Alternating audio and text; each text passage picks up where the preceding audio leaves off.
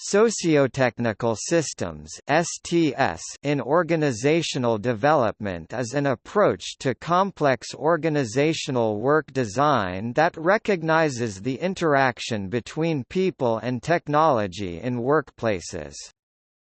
The term also refers to the interaction between society's complex infrastructures and human behavior.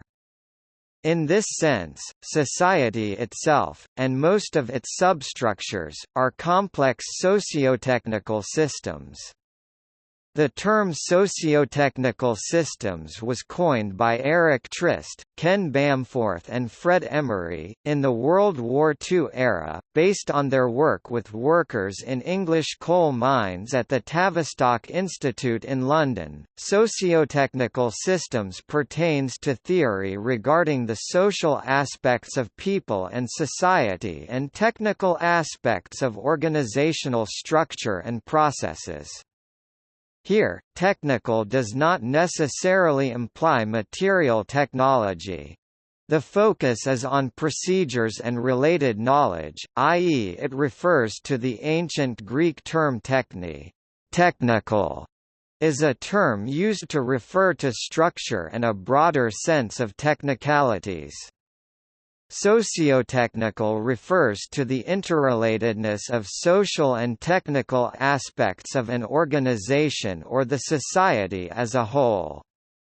Sociotechnical theory therefore is about joint optimization, with a shared emphasis on achievement of both excellence in technical performance and quality in people's work lives. Sociotechnical theory, as distinct from sociotechnical systems, proposes a number of different ways of achieving joint optimization. They are usually based on designing different kinds of organization, ones in which the relationships between socio- and technical elements lead to the emergence of productivity and well-being.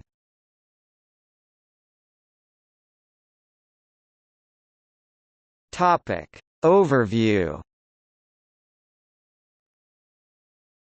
Sociotechnical refers to the interrelatedness of social and technical aspects of an organization. Sociotechnical theory is founded on two main principles. One is that the interaction of social and technical factors creates the conditions for successful or unsuccessful organizational performance. This interaction consists partly of linear cause and effect relationships, the relationships that are normally designed, and partly from nonlinear complex, even unpredictable relationships, the good or bad relationships that are often unexpected. Whether designed or not, both types of interaction occur when socio- and technical elements are put to work.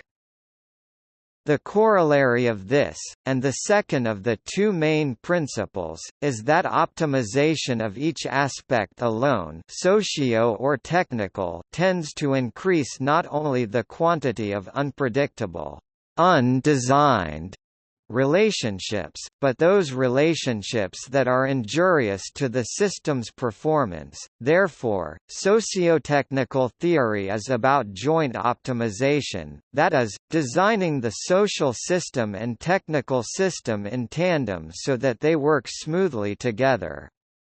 Sociotechnical theory, as distinct from sociotechnical systems, proposes a number of different ways of achieving joint optimization. They are usually based on designing different kinds of organization, ones in which the relationships between socio- and technical elements lead to the emergence of productivity and well-being, rather than the all too often case of new technology failing to meet the expectations of designers and users alike. The scientific literature shows terms like sociotechnical all one word, or socio-technical with a hyphen, sociotechnical theory, sociotechnical system and sociotechnical systems theory. All of these terms appear ubiquitously, but their actual meanings often remain unclear. The key term, sociotechnical, is something of a buzzword and its varied usage can be unpicked. What can be said about it, though, is that it is most often used to simply, and quite correctly, describe any kind of organization that is composed of people and technology. But, predictably, there is more to it than that.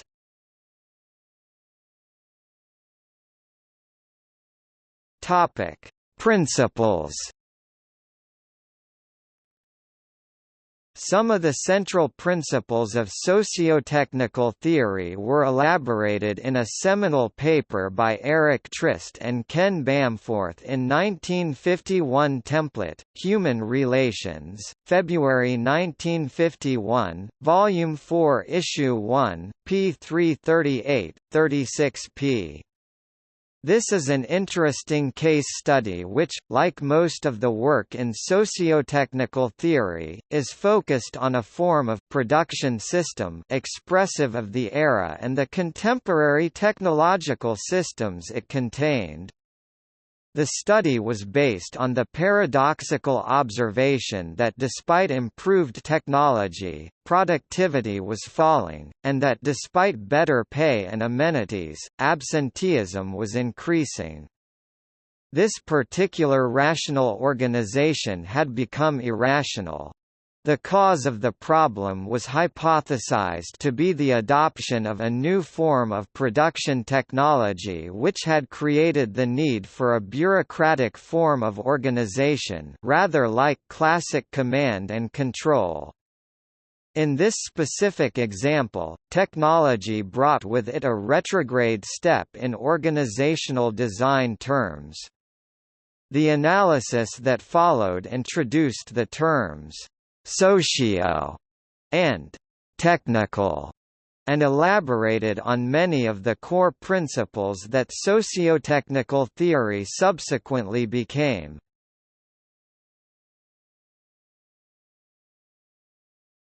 Topic: Responsible autonomy. Sociotechnical theory was pioneering for its shift in emphasis, a shift towards considering teams or groups as the primary unit of analysis and not the individual.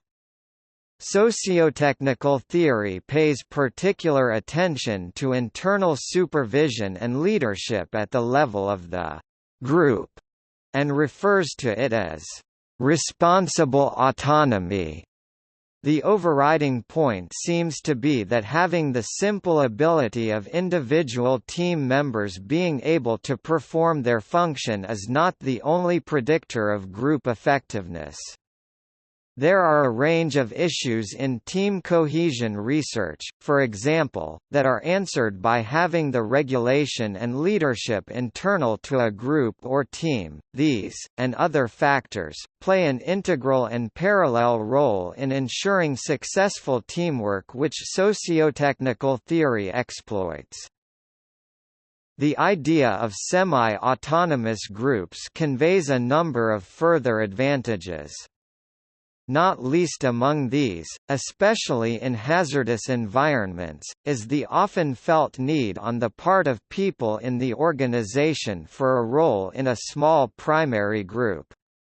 It is argued that such a need arises in cases where the means for effective communication are often somewhat limited.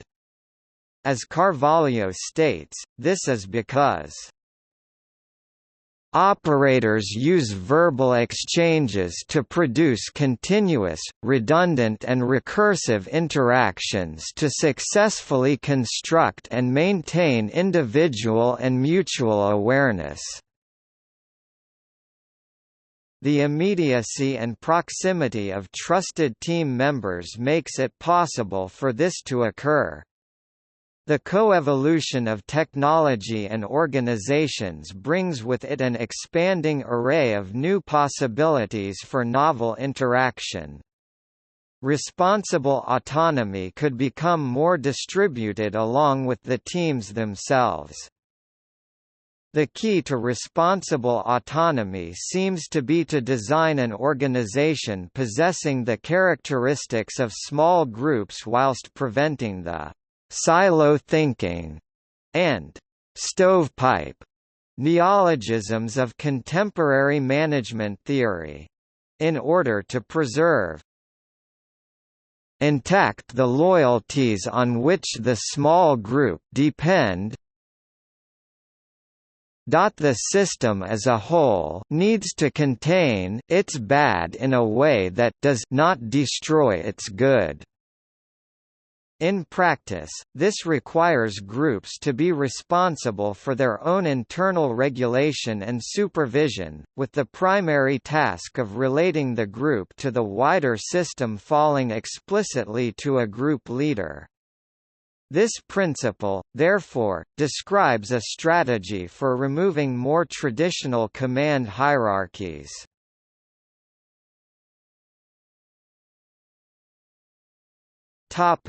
Adaptability. Carvajal states that the rate at which uncertainty overwhelms an organization is related more to its internal structure than to the amount of environmental uncertainty. Sitter in 1997 offered two solutions for organizations confronted, like the military, with an environment of increased and increasing complexity. The first option is to restore the fit with the external complexity by an increasing internal complexity. This usually means the creation of more staff functions or the enlargement of staff functions and/or the investment in vertical information systems. Vertical information systems are often confused for network-enabled capability systems (NEC), but an important distinction needs to be made, which Sitter et al. Propose as their second option. The organization tries to deal with the external complexity by reducing the internal control and coordination needs. This option might be called the strategy of simple organizations and complex jobs. This all contributes to a number of unique advantages. Firstly is the issue of human redundancy, in which groups of this kind were free to set their own targets, so that aspiration levels with respect to production could be adjusted to the age and stamina of the individuals concerned. Human redundancy speaks towards the flexibility, ubiquity and pervasiveness of resources within NEC. The second issue is that of complexity. Complexity lies at the heart of many organizational contexts. There are numerous organizational paradigms that struggle to cope with it. Trist and Bamforth 1951 could have been writing about these with the following passage: "A very large variety of unfavorable and changing environmental conditions is encountered, many of which are impossible to predict. Others, though predictable, are impossible to alter. Many type of organizations are clearly motivated by the appealing industrial age rational principles of factory production, a particular approach to dealing with complexity. In the factory, a comparatively high degree of control can be exercised over the complex and moving figure of a production sequence, since it is possible to maintain the ground in a comparatively passive and constant state. On the other hand, many activities are constantly faced with the possibility of untoward activity in the ground of the figure-ground relationship. Quote, "The central problem, one that appears to be at the nub of many problems that classic organizations have with complexity, is that the instability of the ground limits the applicability of methods derived from the factory. In classic organizations, problems with the moving figure and moving ground often become magnified through a much larger social space, one in which there is a far greater extent of hierarchical task interdependence. For this reason, the semi-autonomous group, and its ability to make a much more fine-grained response to the ground situation, can be regarded as agile. Added to which, local problems that do arise need not propagate throughout the entire system to affect the workload and quality of work of many others, because a complex organization doing simple tasks has been replaced by a simpler organization doing more complex tasks. The agility and internal regulation of the group allows problems to be solved locally without propagation through a larger social space, thus increasing tempo.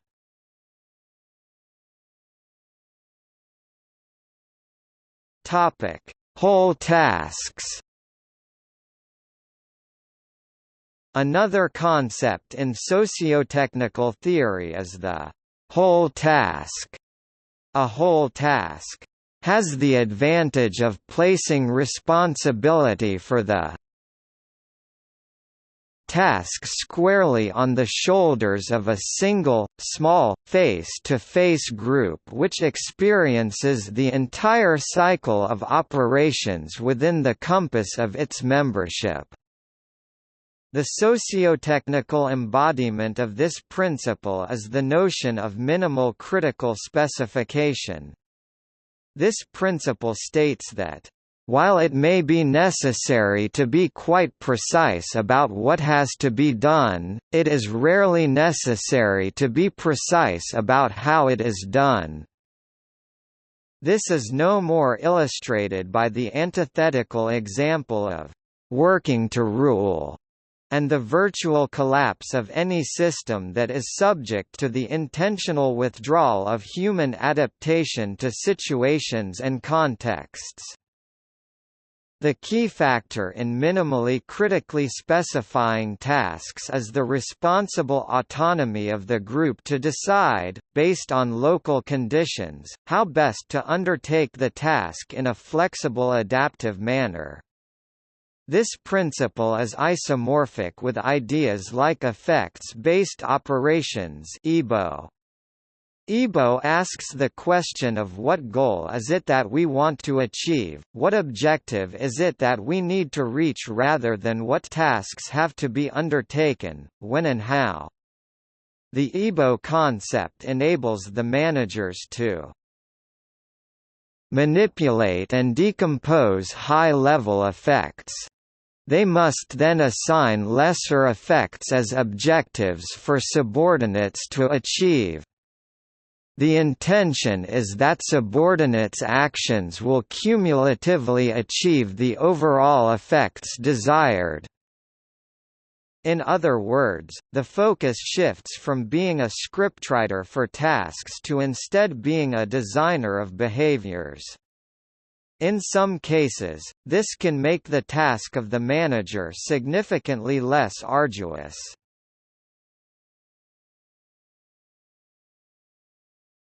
Topic: Meaningfulness of tasks.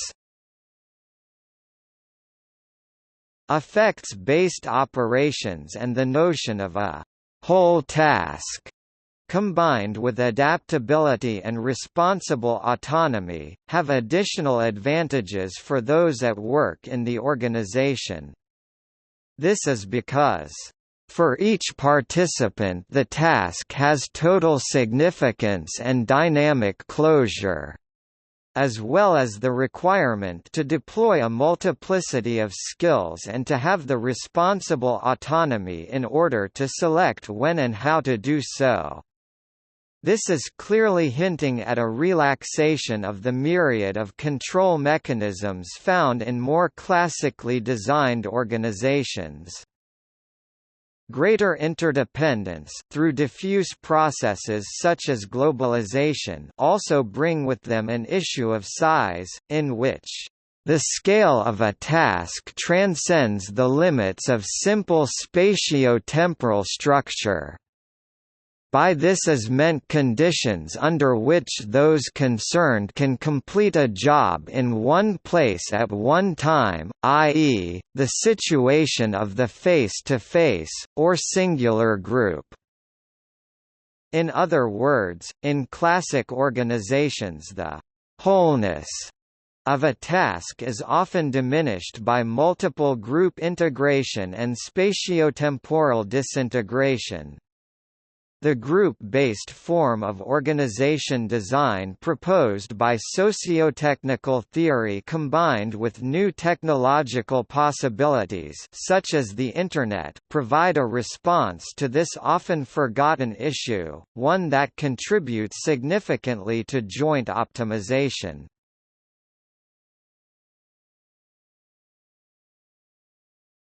Topics.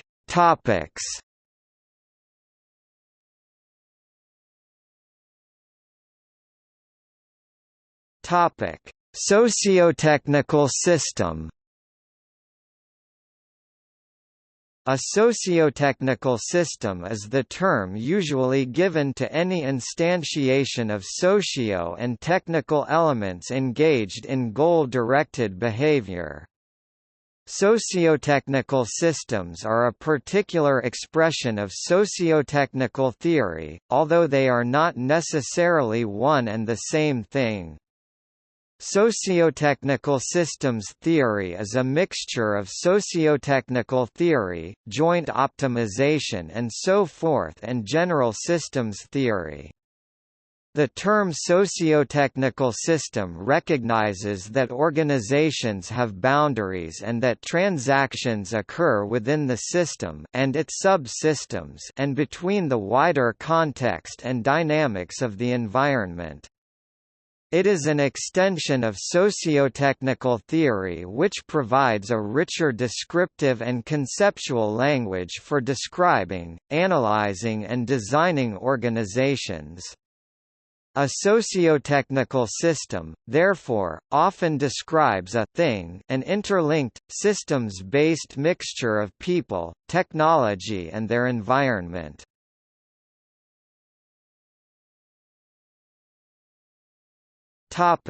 Autonomous work teams. Autonomous work teams, also called self-managed teams, are an alternative to traditional assembly line methods. Rather than having a large number of employees each do a small operation to assemble a product, the employees are organized into small teams, each of which is responsible for assembling an entire product. These teams are self-managed, and are independent of one another.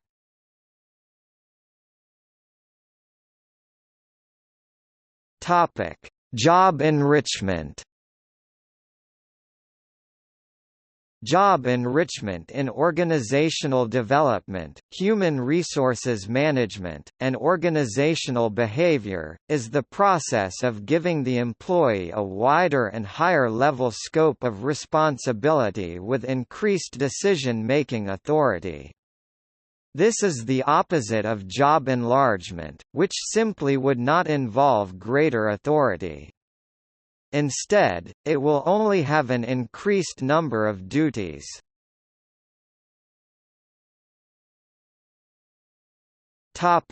Job enlargement.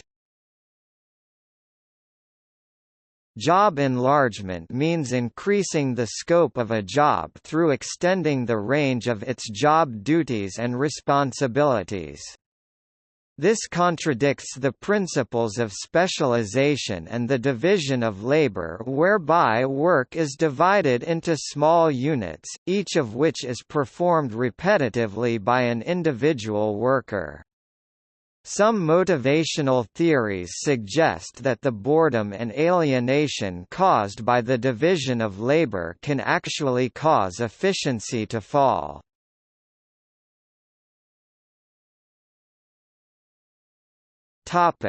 Job rotation.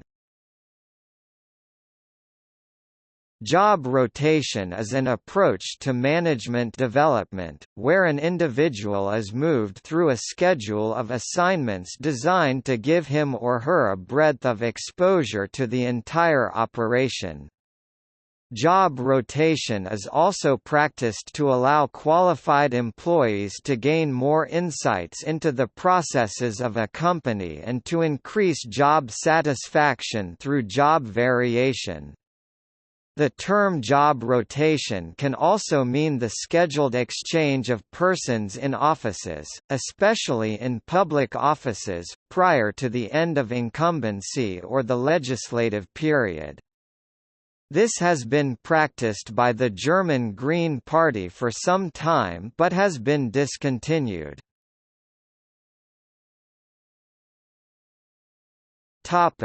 Motivation. Motivation in psychology refers to the initiation, direction, intensity and persistence of behavior. Motivation is a temporal and dynamic state that should not be confused with personality or emotion. Motivation is having the desire and willingness to do something. A motivated person can be reaching for a long-term goal such as becoming a professional writer or a more short-term goal like learning how to spell a particular word. Personality invariably refers to more or less permanent characteristics of an individual's state of being, e.g., shy, extrovert, conscientious. As opposed to motivation, emotion refers to temporal states that do not immediately link to behavior, e.g., anger, grief, happiness.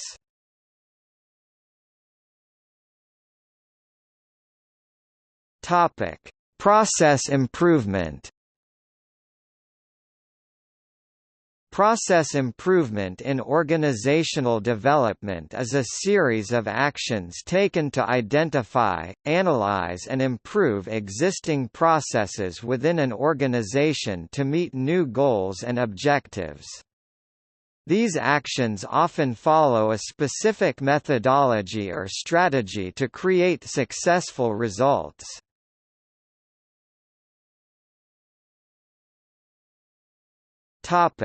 Task analysis.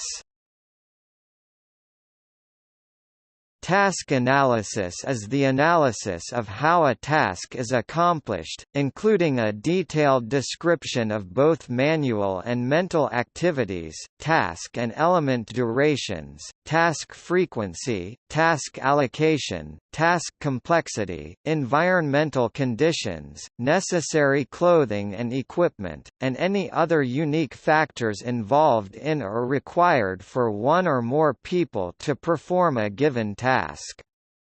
This information can then be used for many purposes, such as personnel selection and training, tool or equipment design, procedure design, e.g., design of checklists or decision support systems, and automation.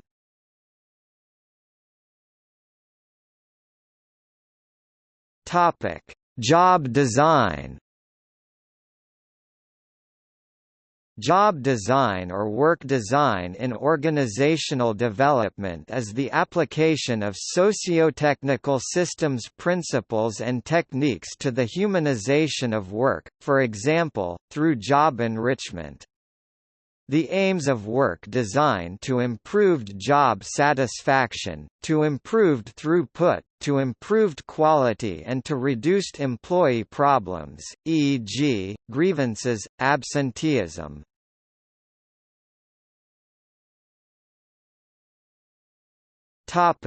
Deliberations. Deliberations are key units of analysis in nonlinear, knowledge work.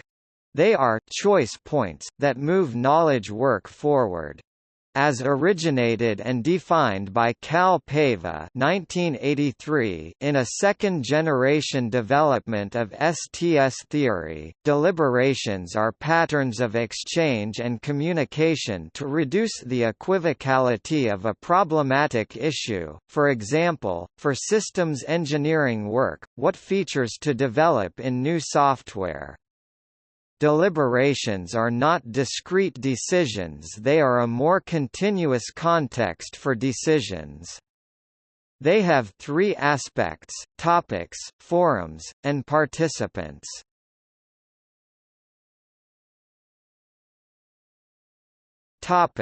See also: